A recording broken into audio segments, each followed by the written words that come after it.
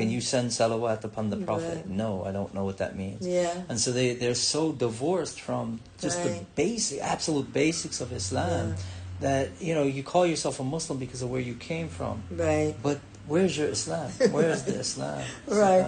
I mean, we're lucky in many ways. We're blessed in many ways to have been drawn into Islam in a different thing rather than just being born into it, to being drawn into it, to, so this and then embracing it, This takes me right where I want to be today, inshallah. And so I kept talking to you about recording your story, interviewing you.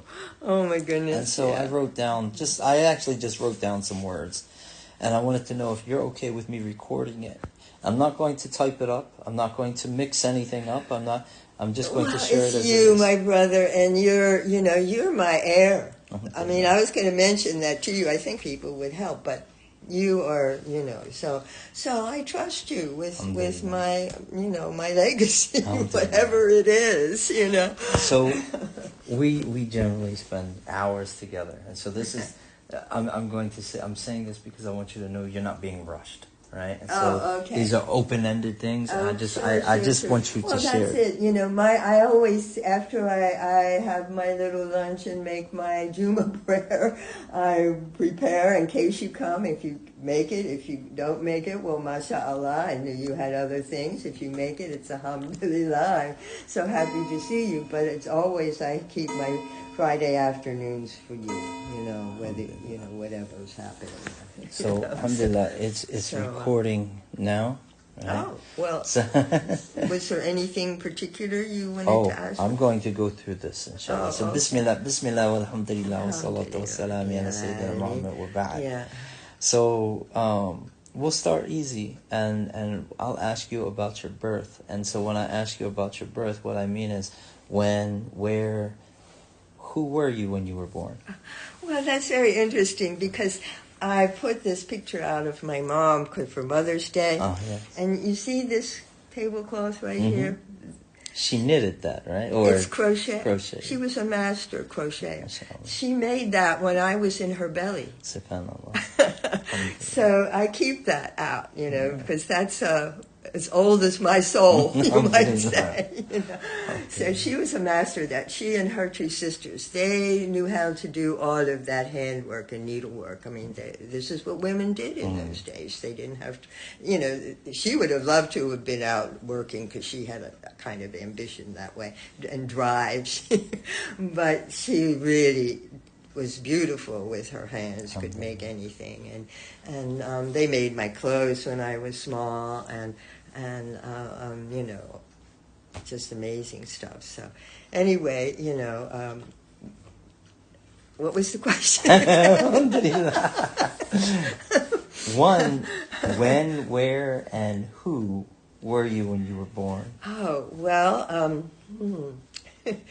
well, I was born in St. Agnes Hospital. I think I told you that. My parents and my brother were living in the part of town that's called, it went right out of my head just that moment, Charing Cross, over in kind of west Baltimore towards Catonsville area. Okay. But still, I think in the city, they had an apartment there and a home, and that family just loved my brother. Everybody loved my brother. He was the star, right? And I lived there until I was 10 months old. They moved to Clifton Avenue in Windsor Hills, which was just off of Walbrook Junction. Mm-hmm. Still West Baltimore. Yeah, West Baltimore. And I remember they told me that they put me on the couch when they were moving in, and we had a streetcar. And she said every time the streetcar would go by, I'd start crying. I would hear the streetcar rumbling by, because we had two streetcars. We had the number 16, I think it was, which was a modern one that went downtown. And then we had the old-fashioned streetcar that went to Lorraine and then to Walbrook Junction. Mm-hmm.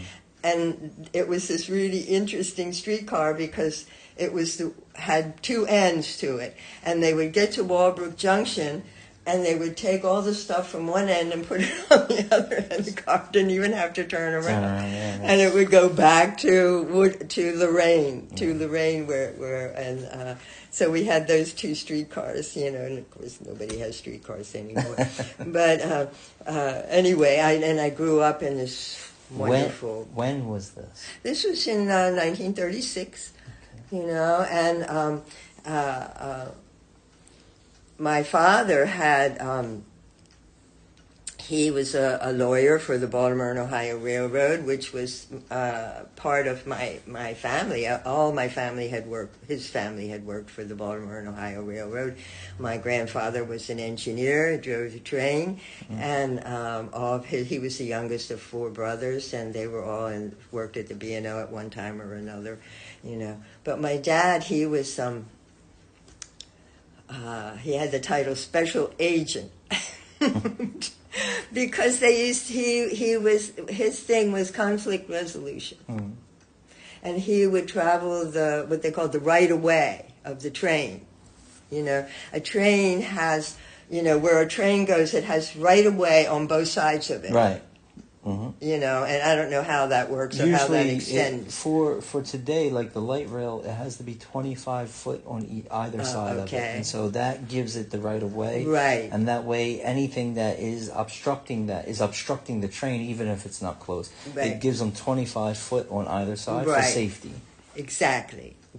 So and of course they would have labor disputes and all kinds of things, and they would send my dad out, to try to resolve these conflicts, So when I say I never heard him raise his voice, right? Except once in my life, He just had a very calm demeanor, maybe because he was the baby of this family, which was a very matriarchal family. My grandmother ruled the roost. My grandfather was a pussycat, even though he drove the train, right, and had four boys. My grandmother was Stella was her name, and so anyway, he and when they moved, they must have moved in 37, and he was still working. But my mom always complained that we never had any vacations because my dad was a part of the National Guard. And every summer he went on maneuvers. That's what you did. Did you ever belong to the National Guard? I did not. No. Well, he belonged to the National. All of his brothers, his two oldest brothers had actually fought in the First World War, but his second to him brother was he became a colonel eventually, and it was part of the 29th Division, which is famous, Maryland. They went in on D-Day, right? And so anyway, he was very big into that, and he was a captain. But your father, he couldn't go into the war because it ended, or because he was the youngest son? He didn't go into the Second World War because the railroad had him deferred as a necessary civilian, because the railroads were very important. Of course. They were troop carriers and all of this, and it broke his heart. He said he would have been a general, but he could all have been dead, So my uncle survived, carried his key to his front door through the whole war, and because he spent most of it in England, right? When he got home, he went to put his key in the door, and the door opened. The door was open. He didn't need his key after all those years. But, so there was that part of him, So he became one of the civil defense.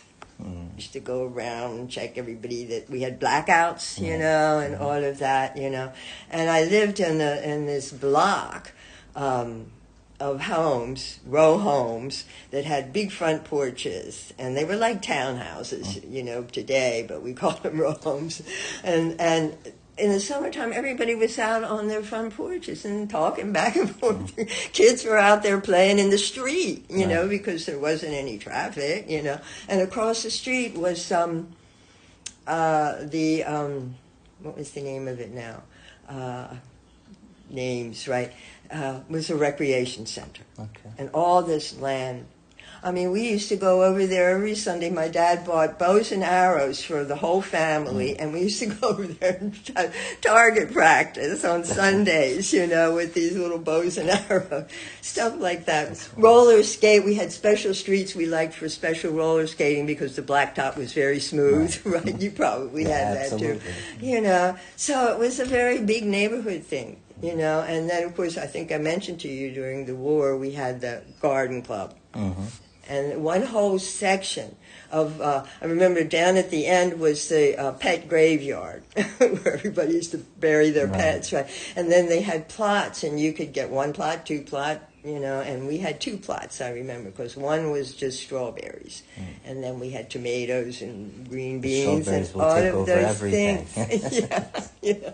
And I mean, I've got pictures of them in the garden, you know, my mom in her little short outfit, my dad, he used to wear like army shorts, right. You know, that sort of thing. And he loved it because, you know, when you do mental work all week long, it's really relaxing to have a garden, you know. It's good just to get out there and put your hands on the earth. Absolutely. And even after the war, they kept it up. You know, and they had garden club parties and cookouts and, you know, the whole, you know, for a long time. Bring the neighborhood together, you know. Exactly. It was for a long time. Till people started moving out, you know, and that's when the neighborhood started changing after 54, when I graduated from high school. And Brown versus Board of Education, right? I missed all that, you know, because I graduated in 54 from high school. But after that, the neighborhood started changing. And, you know, a lot of people didn't like it, of course. They weren't used to it. And it was a whole new world, you know, and people started moving all around. And, of course, I got married. I went to college for a couple of years, and then I got married and moved away from that part of town entirely. And by then, my parents had also moved. And, of course, my brother got married before I did, you know. And you had 3 brothers? Just the one. You only had 1 brother? Mm-hmm. Oh. I have 2 nephews. Okay. He had twin sons. Okay. Yeah, I have 2 nephews. But I had only the 1 brother. Yeah, I had a bunch of cousins around, you know, because it was a big family. My mom was the youngest of a big family, too. This is a question for you, just a historical thing, because I know that most neighborhoods in the past were community-based. If somebody said, you know, when I was coming up, people would say, that's my cousin, but nobody was cousins, right? But it used to be that neighborhoods were all made up of cousins because everybody was, you know, like a family would move into the area. Was the area that you lived in mostly family, or was it? No, I don't think so. I think because when we moved into that block, you know, of Clifton Avenue, it was brand new. Okay. You know, and in fact, we had behind the house, it was all wooded area. Because, I mean, I buried my little creatures that died. You know, I had some baby chicks somebody gave me once for Easter that were dyed different colors, right? Oh, wow. And I buried them out there. Had little ceremonies and all that, you know, how we did what the kids are. But eventually they built a block over that, and most of the woods got lost. But we had a block here, a block there, and another block up on the hill. And that's where I met my first Jewish friend. Did I tell you about my first Jewish friend? No, I don't think so. Eveline Laupheimer. Eveline became Evelyn, of course. But they had escaped from Europe during the war, right? You know, and, you know, I just knew what I heard. I didn't know a whole lot about it, except I knew they were German. They had come from Germany. They had escaped the war. And I remember I got invited to my first Hanukkah party, you know, and got a little gift and everything, you know. And I remember that was the first time I had found out what a pregnant lady looked like, and that the baby was inside there. That was the first, because her mom was pregnant. And I remember thinking, wow, she has this big belly. I had never seen a pregnant woman before. And Eveline told me, well, you know, baby is inside. I said, oh, can't be. I mean, what were we, like 8 years old or something, right? You know, and baby since I remember going home and telling my mother that, and she was trying to sort of enlarging my explanation a little bit, but still, I don't know if I really believed it. I'll believe that. But yeah, I remember Eveline. They loved Franklin Roosevelt. I remember he was the president at that time during the war, and you know, it was a very big deal. Alhamdulillah. So, I think a good place to go is and so I'm trying to do this in an organized way. And so you shared a lot. Your family name was Phipps. Phipps, yeah. Okay. Old Anglo-Saxon name. Right. From the old world, right? Right, So, yeah. Do you know when they came to the U.S.? My father's family, they came, we went, there's a cemetery at the end of North Avenue, all the way over in East Baltimore. You know that cemetery? I know it, yeah. It's got a lot of really, really, really old headstones and stuff. And some of the Phippses are buried over there. It's north in Milton, but yeah, way over there. My cousin that lives, one of my few cousins that I still have, first cousin, he lives in West Virginia, Berkeley, West Virginia, but he's writing a book about his family and heritage and all of that, and he came and stayed with me once, and we went all around to these cemeteries looking at headstones. It was very interesting. We went down there, and we also went to Greenmount Cemetery, which is a really old cemetery, too. You know, Greenmount and North. Yeah, right. You know, I mean, it's a really old one. I think the family of the guy who killed Lincoln is buried there. You know, his father was a famous actor or something. You know, anyway. But so the Phippses came, like, I think in the early part of the 1800s, like I think maybe before the War of 1812. You know, around that time. You know, the Phippses came here because my grandfather actually was a member of the Roman Catholic Church because, you know, Baltimore was settled in Maryland by the Roman Catholics. That's correct. You know, I mean, when I was in college at St. Mary's, we used to have, every year we had the big pageant of the founding of Maryland, on Maryland Day. Wow. You know, and the landing of the Ark and the Dove and all of that. You know, I always played an Indian. But so anyway, we knew about, you know, our history of the Roman Catholics being really big and having so many churches, which so many of them have closed now. Right. Well, Baltimore was called the City of Churches. Yeah. And it was the only, if I'm not mistaken, it was the only Catholic city in the colony, in the New World. Right. I can't remember his name, Father so-and-so, who was on one of the Ark or the Dove. I remember somebody always had to wear the black cassock and pretend to be him in our little pageant that we had, you know. But so I think my grandfather, whose name was Harry, who is just a lovely man, and when they moved across the street from St. Luke's, I think they just started going to the Anglican church. I mean, even my neighbor said to me, I should have been an Episcopalian. It would have been simpler. I think most people who like that part of the Catholic Church, the tradition, the ceremony, the incense, and, you know, the sung mass and all of that, would have loved the church I went to. Right. And I think that my grandfather felt the same way. You know, there was a church there. There was a school. They had a school there that went to the 8th grade. You know, it was a huge church. I showed you the picture, didn't I? Yeah. You know, it's a huge congregation. They said on high holidays there'd be 1,000 people. They'd have to set up special chairs and everything. Imagine that. You know, but so that's how he probably just went there, shifted, you know, because it was close to his switched house. over because they lived across the street, and his sons could all go there to the school, you know. So, and you know, so you went to public schools. Oh yeah. Okay. Oh yeah. I walked to school for elementary school. We walked to school, you know, and I was usually late, you know, because I didn't really like school that much, you know. I didn't like being cooped up and I didn't like, you know, most of the teachers were kind of a little too strict for me.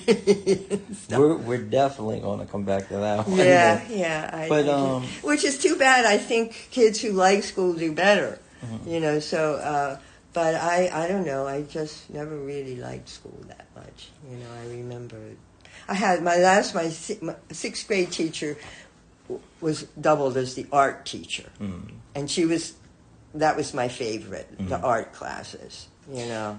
So again, this is definitely something I want to circle back to, but I want to stay on a theme real quick and talk about faith and the church and your family, because your family was a large part of the church. Oh, absolutely. And our neighbor ended up coming to that church. The son ended up singing in the choir and everything. They came because my father was very much a respected person of the community. He was the kind of person that people might ask about an insurance problem or a mortgage problem because they knew he was a lawyer, and he would offer to be readily available to help people outside of his family. Of course, he helped the family, but our family was his brother that was closest to him, Spencer. They lived over in the that same part of town. I think I told you when they were young that they all went to live together during the Depression. Right, yeah, and you shared that with me the last time I was here. Yeah, and they all, and then his brother Spencer stayed in that house over in that part of town, Irvington, off of Frederick Road, over that way, and the oldest brother, he moved to Love Point, Maryland. And he was the boat builder, right? The captain of the Smoky Joe and all of that, and so we would go over and visit him sometimes. But the third brother, we never had much contact with him, and he died rather young. He'd been gassed during the First World War, and I don't know. He was never really right after that, and I don't know. There's something that people didn't. I didn't hear much about that. People didn't talk much about it. I remember when his daughter got married, she asked my father to walk her down the aisle. And I have a beautiful picture of him and walking her down the aisle. He was a very handsome guy. And when he put on formal clothes, he really looked like a movie star. He was very handsome. My mom and dad were, the top of the community as far as looks were concerned. And everybody liked them, and, they had a lot of respect from the community. And of course we kind of ran wild a bit because my dad traveled. Right. And so my mom was left with having to watch over us, from like Monday till Friday. And she always said I should never have had children because I could never discipline them. She just was not a good disciplinarian. So we always knew how to get around her, And that's why you didn't like the strict teachers. Probably. I mean, we loved her and everything, and we would listen to her to a certain extent. But when we were out with our friends, and my brother, he was a bit of a rogue and I got in trouble and so forth. I told you my dad had to send him off to military school at some point. No, you never told me this part. Yeah, I remember that. We all went down there. He went to Fort Union Military Academy in Virginia. And we all went down. I was about 11, I guess, something like that, 12 years old. And he was always athletic.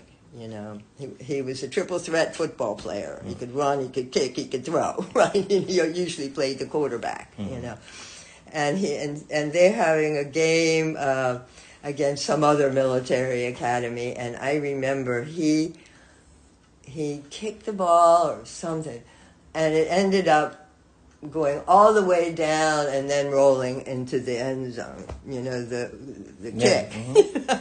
And everybody, I remember, stood up and cheered and everything, and I remember thinking, that's my brother. They carried him off or something. He won the game, but I don't remember the details of it. But I remember he begged my father to bring him back home. He hated it, and he did, and he ended up going to St. Paul's. And this private school. What I do know about your brother, and this is why that surprised me, because you talk about him being part of the choir and these types of things. So I knew that he was a part of the church. I didn't know about him being bad. Oh, well, that was the one thing that I think kept him on the straight and narrow. He never missed choir practice. They had like choir practice on every like Tuesday night or whatever, and they would go to the choir master's home. He had a small organ in his home, and they would practice all the things they were going to do that Sunday or whatever. And then he would be there for Sunday services. And I think that he never deviated from that, because he loved to sing and he was really good at it, and he learned all the parts. He used to respond to the priest during the Mass, the Gloria on earth, peace, goodwill to men, and he would give the responses. And it was just beautiful. It gives me a chill. I mean, it's, there's things that are really beautiful, artistically, symbolically, all of those things about being in a church like that. And hearing that organ and hearing the priest and the cantor, they call him a cantor just like the Jewish, I mean, it just gives you a chill.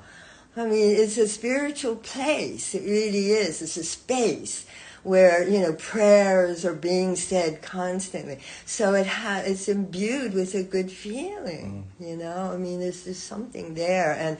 And it's a shame that we have not really developed that kind of thing. I'm sure there are plenty of beautiful mosques that have that. That where people are constantly making prayers there and so forth. The whole Islamic teachings are there in on many, many levels, but unfortunately we don't seem to have it here yet, right. Where we can feel that, and see, hear, and know that. I mean, even in like D.C. or places like that. I mean, I don't know how deep it goes, I don't think that we have yet to establish a place that when you walk into it, you feel a sense of sanctity and awe. Exactly. There's a place where you feel like I've gone into places and I feel, right? Yeah. I'm exactly. at peace. Right. But I haven't gone into a masjid yet and felt that sense of awe and sanctity that you do when you walk into an old church. Yeah, you just... Yes, I mean, not all churches, I think, of course, would have no, that, no, of course, no, but, no.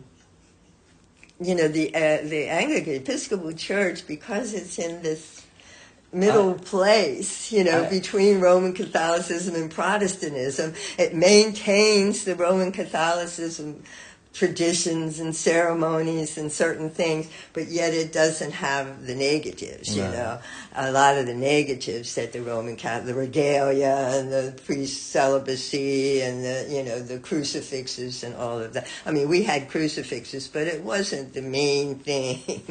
I have been in places like that in the Muslim world. I meant here we don't have it. Yeah. Because of course. In the Muslim world, I mean, you've been to Morocco. Of course. There's ancient architecture Absolutely. that when you walk in, you feel like you're someplace. Well, even in the community mosque, I mean, even where you just stop in to make your noon prayer or something, you have this feeling of peacefulness. Yeah.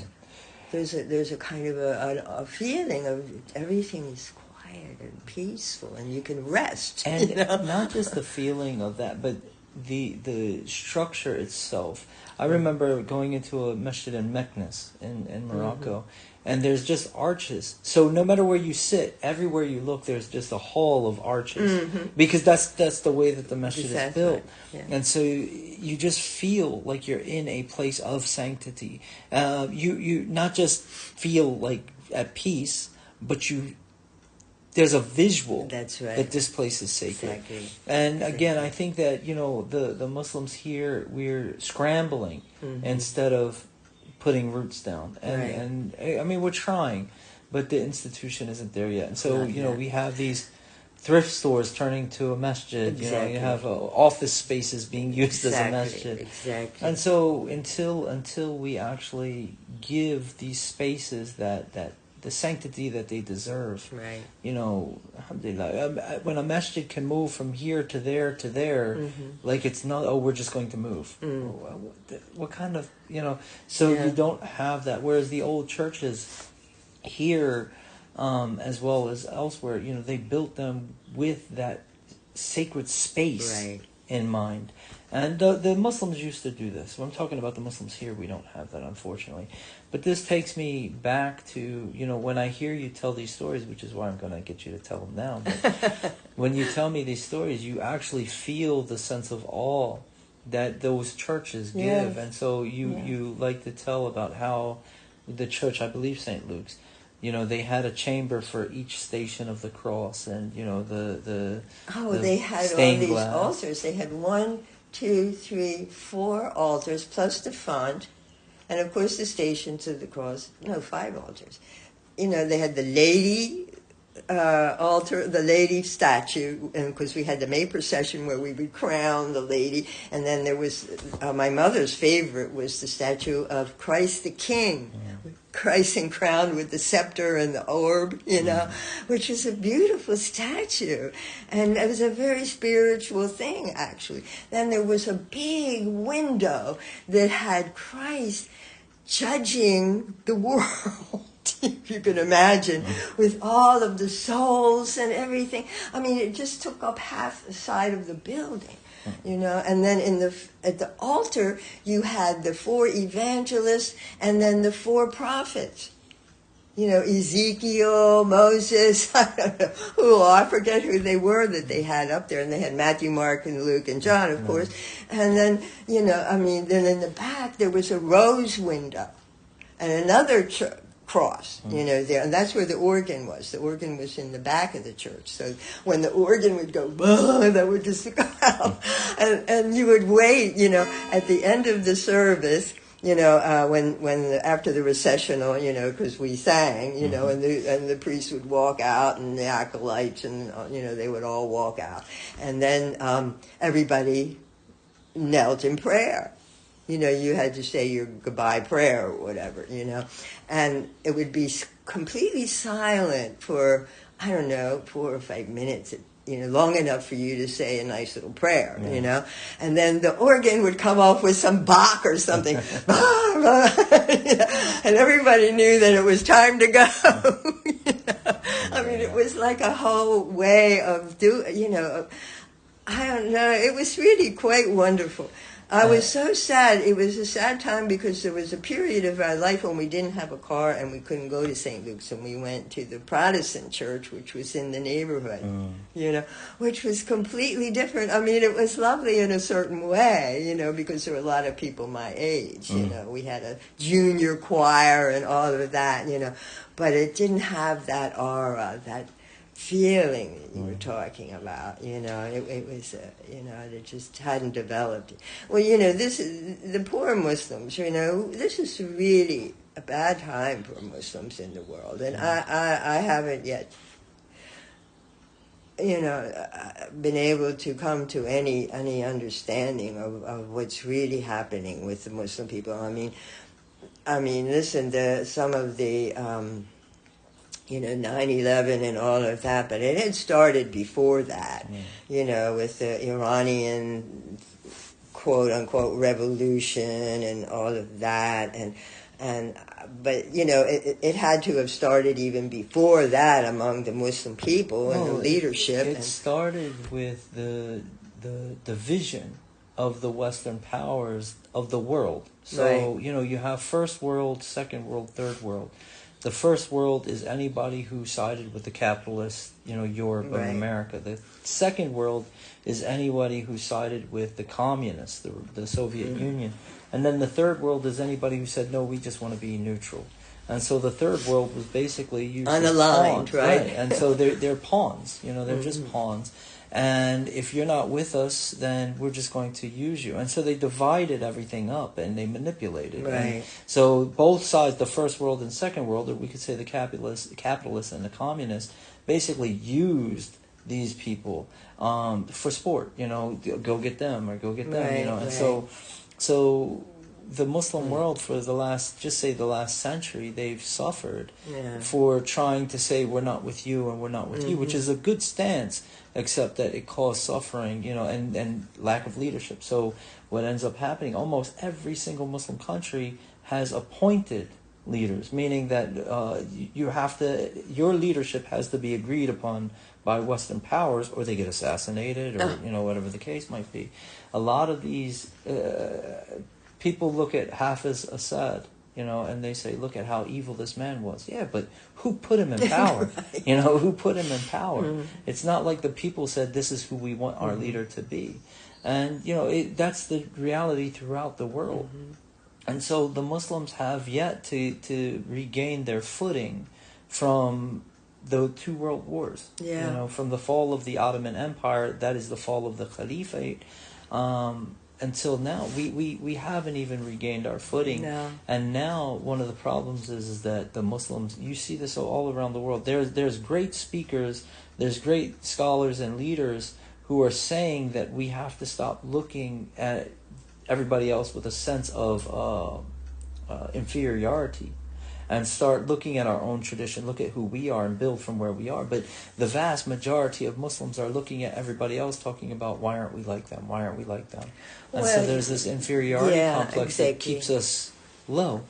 Nobody knows what's important, really. Yeah, I actually talked about that last night, and we talked about it last week as well. Is had fit dunya, have zuhud, have indifference towards this world, and Allah will love you. Have indifference of what is with other people, and the people will love you.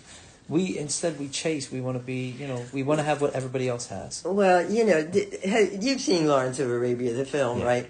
Well, there's a scene in there that I always liked. It was the scene when, because these films. I mean, if you're a film person like most Americans are, you're able to see what's Hollywood and what might be true, and then you can check it out historically. Anyway, there's a scene where Lawrence, he's just arrived in the camp of Faisal, and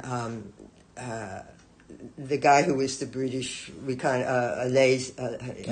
liaison told him to more or less shut up. But Lawrence, being an Arabicist, I mean, he spoke Arabic as good as any Arab, and he was an archaeologist, an anthropologist. He was a scholar, before he became lieutenant, lieutenant, whatever. Anyway, so he had the liaison had said something, and Lawrence had quoted the Quran. And of course Faisal's ears perk up, Of course I forget who was playing him, but anyway, whoever was playing him perk up. And when everybody says it's time, he says, oh, well, it's time to go, or it's time to say goodnight. And everybody leaves, and Lawrence starts to leave, and he says, stay. And he's interested in Lawrence because he can speak Arabic. Right. He can recite the Quran in Arabic. He's interested, which makes sense. And so he's Faisal starts telling him about Spain. Al-Andalus. And how they had lighting in the streets, how they had libraries, how they had running water. I mean, they had all those... The universities, all all these things. And Lawrence says, yes, you were great. Time to be great again. But it didn't happen. It's still not happening. May Allah make it happen. I mean, and it is time to be. We can't live in the shadow of the past. We have to move forward, and it is time to be great again. May Allah make us great. But how to do that with, I mean, we have right now 4 demagogues running the world. I mean, at least with Francis around, I mean, the Dalai Lama, we haven't heard from him. He was the only other voice of morality out there on a national scale, on an international scale. He might not be too well right now. He's my age too. But Francis was the only voice. He would talk about capitalism and say you cannot have the financial markets running everything. You got to take care of the people. Francis would actually say things like that, Who has the nerve among all these, oligarchs to say anything like that? They want to give up one penny of their power, And there's just no moral voice out there. I think that the answer to that is to go back to the question that was asked at the mayor's interfaith luncheon 2 weeks ago. Mm-hmm. Who has the real power and how to share that power? And I think that there is a reality that we, especially as Americans, the rest of the world is the rest of the world, but as Americans, we the people meant something. We the people. Yeah. And so we are not supposed to be beholden to the government. The government is supposed to be beholden to us. And we're supposed to be, they have the power, some power, but we are not looking to them to show us the way. We're supposed to be showing them the way. And so I know that it in a lot of ways, and people say it's a pipe dream or whatever, but if we the people started being upright, if we the people started to be moral. The people need leaders. Yeah, most people, they're apathetic, they're indifferent, they may or may not even use their brain half the time, But, the thing about the convivencia was these people were brilliant. They could incorporate anything good from any society. I read something recently. It said, the Muslim people, when they're in power, they don't want to wipe out everybody's culture. They just want to water it with Islam. This is, I remember how the Imam used to talk this way, how we can put a drop in and it will spread. We have to be very intelligent in how to deal with these people that are running things right now. How do we incorporate the good? How did they get to have this power? What can we learn from it to incorporate it in the good way? This is what Muslims were great at. This is what the Arabs were great at. Being able to see, look, when Genghis Khan invaded the Arab lands and destroyed, then they ended up converting them in time and learning how different ways and incorporating them into their culture. And this is what, like you say, you're either a capitalist or a communist. Neither one of those systems are very good. No, they're not. And this is my thing is that Islam is meant to purify, not to demolish, not to destroy, to purify. If there's good, we acknowledge the good, we benefit from the good, we spread the good. If there's harm, we block the means to that harm. That's what Islam is supposed to do, And but how do we block the means? By blowing up the towers? No, of course not. This is the thing. This is what's happened now. Nobody trusts us anymore. Well, I think that trust is one of those things where you have to earn it. And the problem is that there's literally billions of dollars being spent every year to give anti-Islamic propaganda.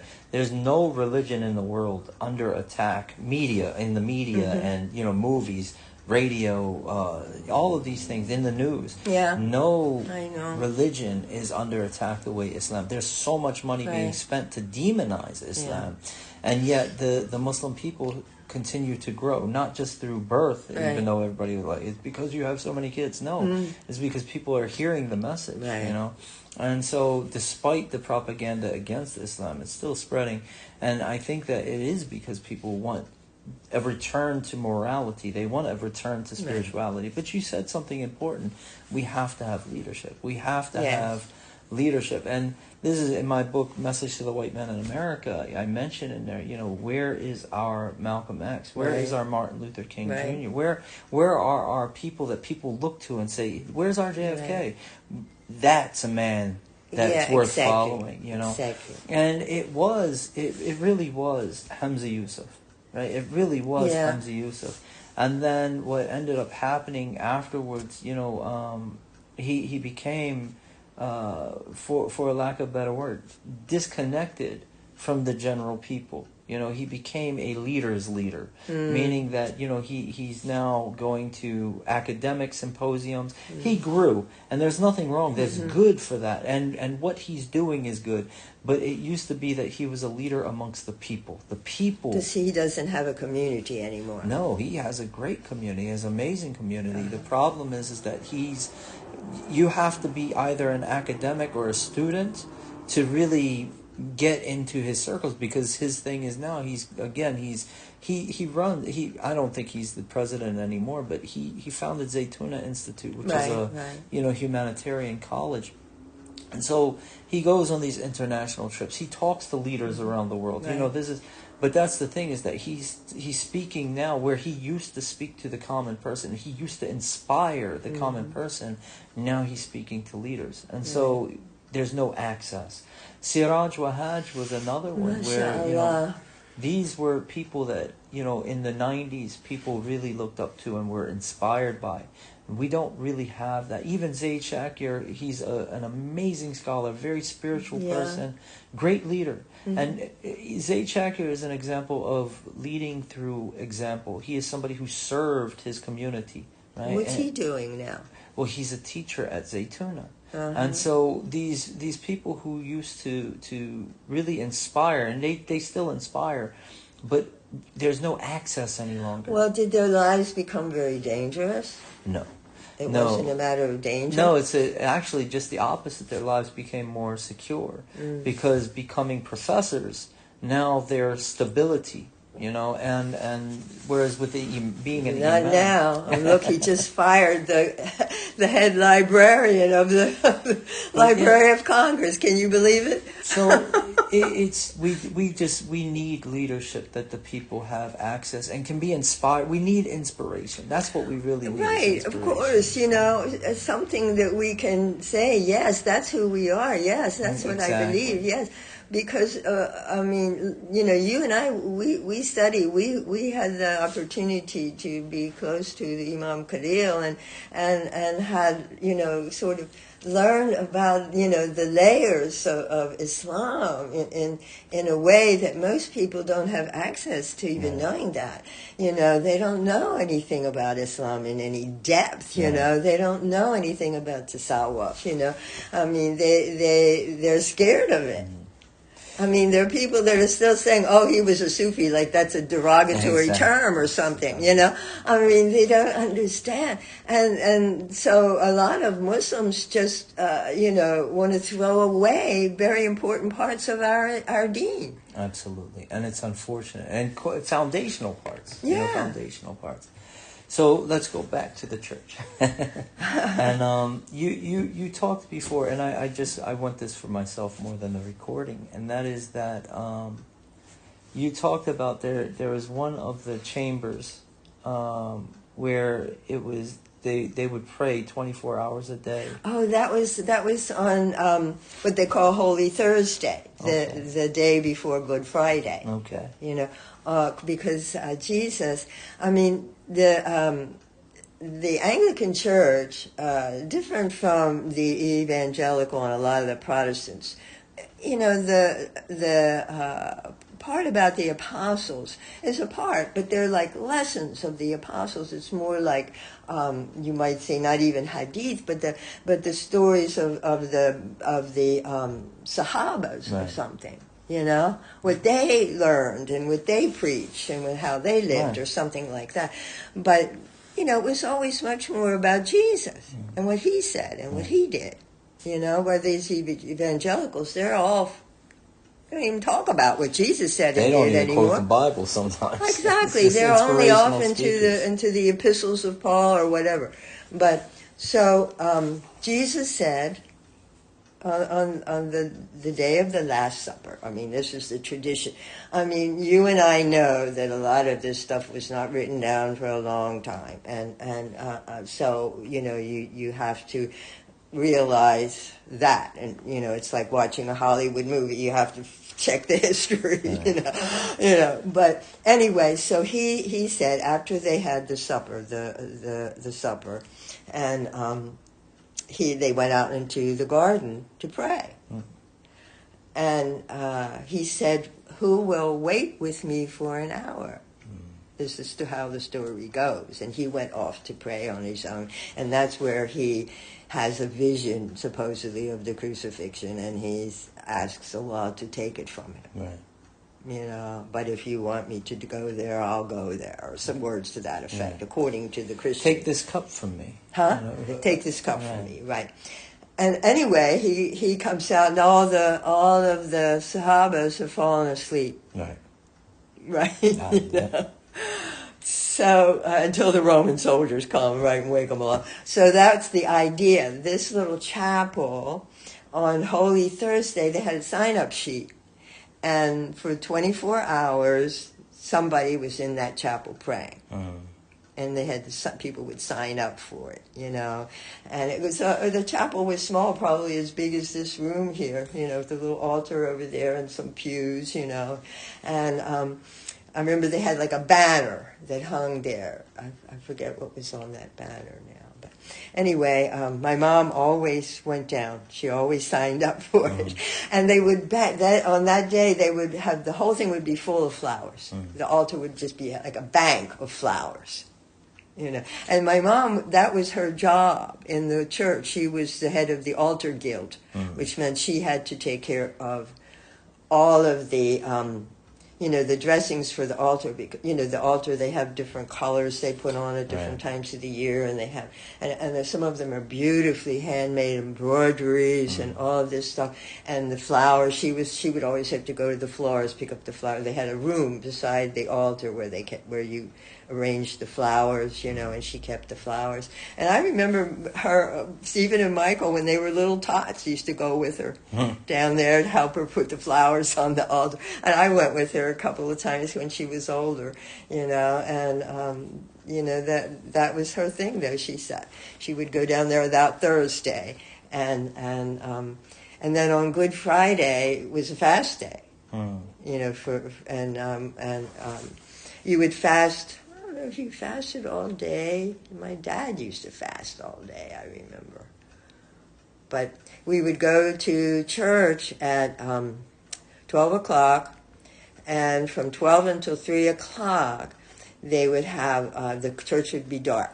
All the candles would be out, no candles, no vestments. There would be a wooden cross in the apse, you know, you would walk up some steps, and then you would have the choir pews, and then you would walk up a few more steps, and then there would be the altar, or, you know, the part in front of the altar. And they would put this wooden cross, about as tall as a person, and it would be draped with black. And all the vestments were taken off, no candles, everything is dark. You know, and you would go to church at 12 noon, and you would sit there for 3 hours, and you would listen to the minister preach the 7 last words of Jesus. Supposedly the words he said when he was on the cross. You've probably heard that. Perhaps. I mean, you probably heard that he said these words while he was supposedly on the cross. I mean, you know, I long ago stopped believing that he was ever on the cross. You know, I mean, that God would have taken his specially born child. I'm trying, because what's coming to me is, my Lord, why hast thou forsaken me? Yeah, that was one of the 7 last words, Oh. Yeah, and I think that's one of them, and then one of them has to do with his mom. He asks John to look after his mom. Another one, he asks for water. He says that he said, I thirst. And another one, he tells the 2 thieves that will be in paradise with him, or at least one of them, I guess both of them. I don't remember. One says something, I don't remember. But, you know, so anyway, and at the end of these, at 3 o'clock, when supposedly that was the moment when he died, and the Roman soldiers speared him, they would ring the bell 33 times. Talk about, oh my God! I mean, it was so affecting. And can you imagine a young girl, you know, or when I was old enough to be able to sit through this whole thing, you know? I mean, to hear those bells tolling, it would just kill you. You would be just so heartbroken for poor Jesus. Because my father and he never said to worship Jesus. I think I told you that. He said, worship God, love Jesus. That's why I always think of this is the part of Christianity that we should always emphasize, the love of Jesus. The love that he taught, the kind of person he was, that people just loved him. Right. This is what God gave him. He was blessed wherever he was, right? So, but anyway, that was it, and then Friday night we had to be very quiet, no radio, or we didn't have TV back in those days, but we had to stay home and be quiet, go to bed early, and be very serious. And then on Saturday, my father and my brother would go to confession. And my mother and I didn't do that. We weren't required, But he dragged my brother there. I guess he hoped it would. Like you need it. Yeah, exactly. And then on Sunday we would fast before we didn't eat any breakfast. Because we were going to take the communion service, so you didn't eat any breakfast or anything before you went to church. So, but that was the whole Holy Week thing. It was a big deal. Holy Week. You said they had a mural, if you will, and I'm trying to remember. You said it was Jesus holding a soldier. Oh, that was the small chapel. Well, it was just a little small altar on the side of the one of the aisles. This is a big church. I mean, it was a Gothic, and it was just a small little altar, just big enough to had a kneeling stand and a place you could light a candle or something, But it had a painting of Jesus carrying a First World War soldier. You could tell from the helmet, right? Different helmets, right? But he's carrying this wounded soldier, and I always loved that one. That was my favorite. And that's why I wanted to ask about it. Yeah, because that was very human. It humanized Jesus, and most of the others were kind of glorying him, and all of that, But this was him as a human being, carrying the wounded soldier, and I always loved that one. I wonder what happened to all of those things now. God, it's sad that church just, So, but people just don't go to those kind of churches anymore. And now we're going to use that, what you just said, and talk about, and there's a couple more things I want to ask about, but what led you to, because you loved Christianity before you became a Muslim. Well, my dad was he was the spirit of my family. I mean, he was the spirit of Christmas, Easter, the whole thing. He was the one that always, I don't know, he got it going. He got us to pay attention. He always had nice things, good things to say, interesting things to say about the religion and about whatever was happening, to remind you of, as I said, because to him it was like two things. It was the church, which was a boundary thing kind of thing with its traditions and ceremonies, it gave you something, a boundary thing. But it was Jesus. And the sayings of Jesus and that whole idea of him, that was the real religion, and trying to emulate Jesus and all of that and be that kind of a human being and whatnot, So what was the question? It was about you. So anyway, my dad died rather young. He was 63. I found out later, the same age as the Prophet, right? And he died suddenly. He'd had a heart attack about 5 or 8 or 9 years before, and he tried to change his lifestyle, and he lived a pretty good while long after that first one, but the second one took him out. And I happened to be there, and tried to give him mouth-to-mouth resuscitation, and my mom was going mad, and I must have been, how old was I? In my late 20s, I forget exactly, but I had already been divorced, right. separated or divorced. You know, my dad helped me through that. I remember. You know, 'cause the doctor didn't want to give me anything after I supported him and got him through medical school. He didn't want to give me a cent. You know, my dad had to take him to court to get me just a small thing. You know, I mean, you men can sometimes really be nasty guys. Yes, we can. Anyway.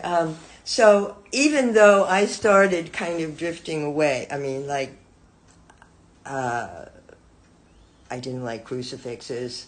I didn't like to see Jesus, you know, on the cross. I didn't like that whole idea about, you know, God torturing Jesus. If Jesus was this, why? I mean, I couldn't put that together, you know. Right. It started to worry me.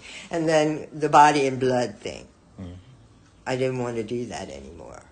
You know, I just was sort of backing away, you might say, you know, because I loved this church. It was a family affair, right? But when my dad died, and we had the beautiful Requiem Mass for him there, and you know, that was the main thing, because I wasn't living at home with my mom anymore. I was on my own by then, you know. After I got divorced, I was on my own. And, you know, so I was kind of looking. You know, I was like... What, this was the late 50s, or...? Let's see, this must have been...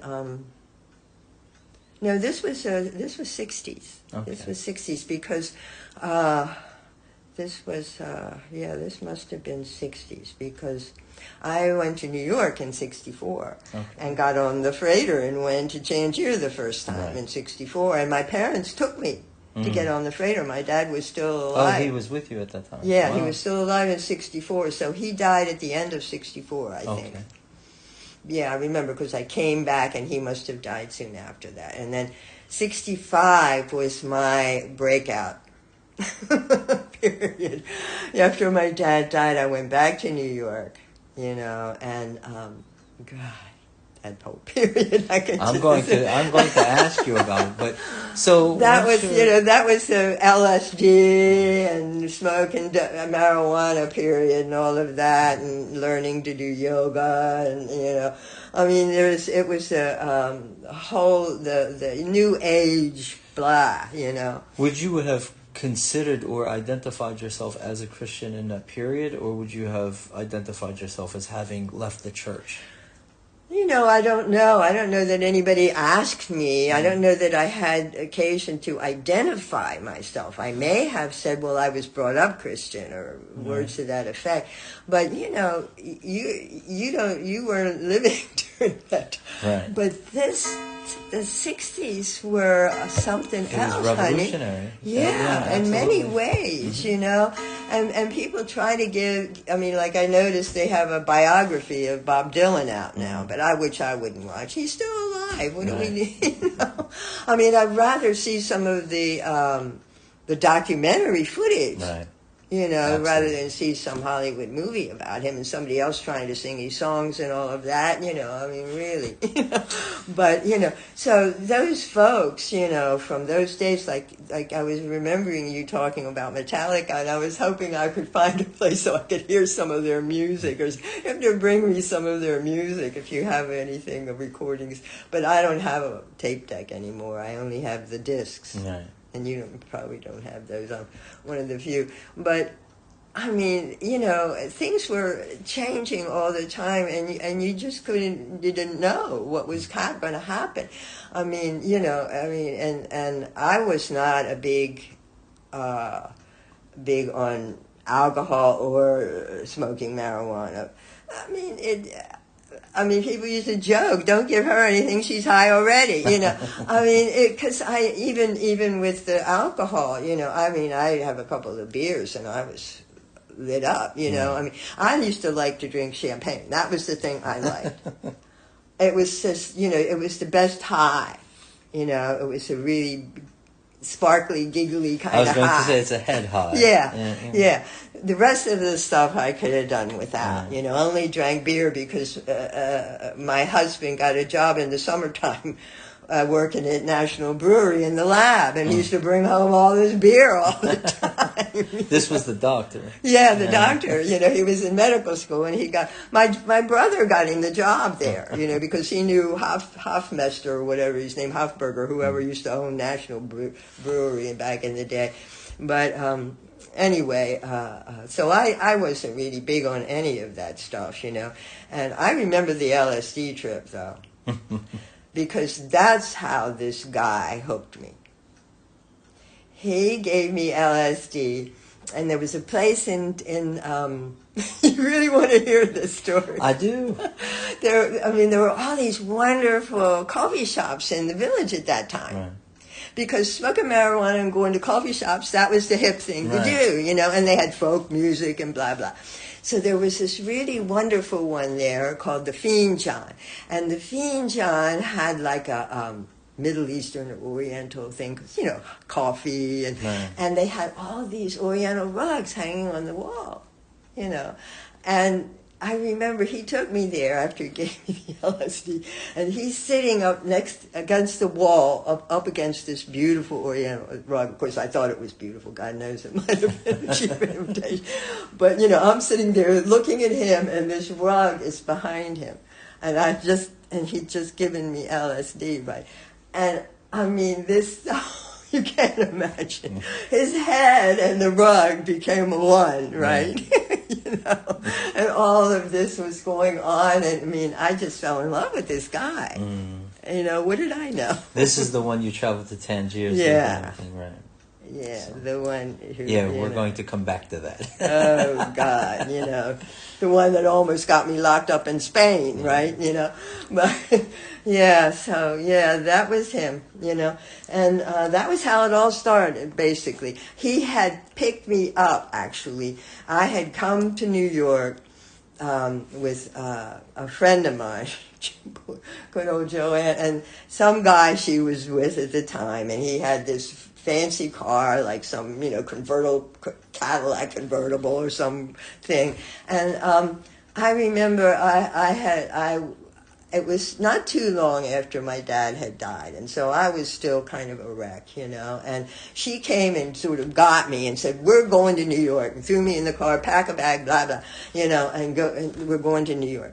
So one of the first things we do, and she and he are having their thing, I don't know, I just really wasn't involved. I was just along for the ride kind of thing. Well, the first thing we did when we got to New York was we went to the Ninth Circle. The Ninth Circle was this famous bar. The Dante's Ninth Circle, right? And they had all this on the wall. Somebody had done some famous painting of Dante's Ninth Circle on the wall. This is the Village, New York, right? And so we go to the Ninth Circle because somebody that used to be a bartender at Marduk's, you've probably heard of Marduk. Never heard of Marduk's? You never heard of Marduk. They're famous. It's been there since the speakeasy days. It was a speakeasy. Now I understand it's still a going restaurant. But anyway, it was a famous bar and lounge, and, it was a hangout, and, everybody knew everybody kind of thing. The lawyers and the people used to come from the courts and go there, and it was famous for a while. That's where everybody lined up to go to the Martin Luther King, the day they had the March on Washington, Martin Luther King. I didn't go because I couldn't get on the bus. I remember standing there and seeing all those crazy people getting on those buses, and I'm thinking, I'm not going. I'm not going. So I didn't go to that. But anyway, so this guy, what was his name? He had a funny name that everybody used to call him. But anyway, he was now the bartender at this Ninth Circle. Right.